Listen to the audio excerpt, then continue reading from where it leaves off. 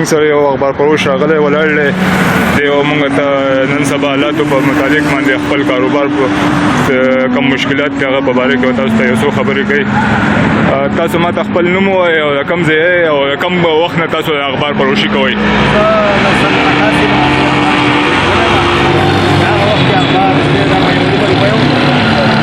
اخبار هم ګران دی او بل دا خبره ده چې کاروبار هم دی تاسو نه دا قانون سره د قصد راځي دي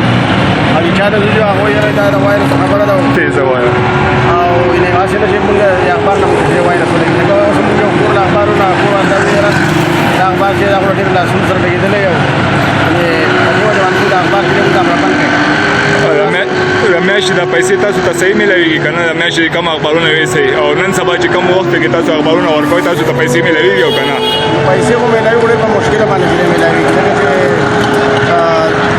ډېر اخبارونه خو کې بند شو زموږ نه ځکه چې کاروبار دغسې حالات چې دي تاسو وینئ موږ سره اخبارونه قشان ډېرې پراته دي او دا چوټیانې چې دي ریواجانې بندې شوې سکولونه بندې شوې هغه خلکو اخبار چې موږ ته قشان ډېر کوو او زموږ سره خامخا چې ځکه د اخبارونو علاوه چې دی موږ کاروبار موږ زده کړی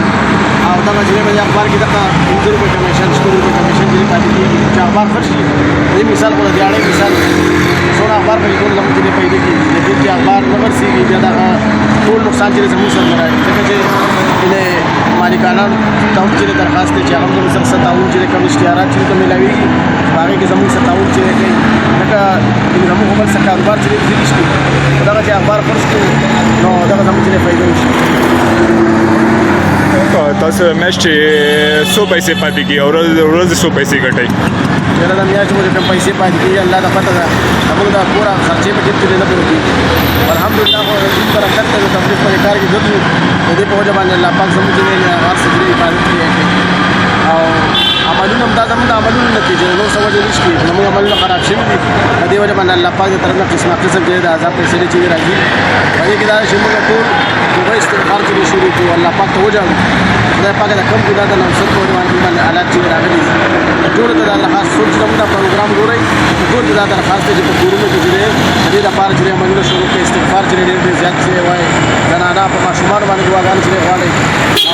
او الله پاک د خیر سوال چې کوي چې الله پاک موږ تاسو ته الله طرف ته موږ تاسو مسلمانانو باندې امتحان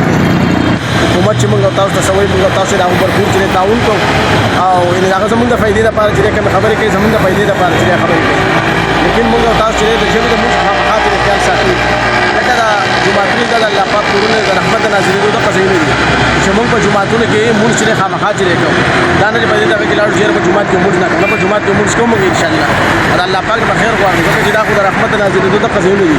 او په کور کې چې اکثر خلک د منځ اهتمام هم نه کوي خلک په کور کې په کور کې څوک د منځ اهتمام کوي لیکن چې موږ تاسو چې اذان وورو موږ تاسو فورن چې مسجد ته ځو ځکه چې نبی عليه السلام په زمانه کې به سخت کار پیښ راغی نبی عليه السلام په جمعت طرف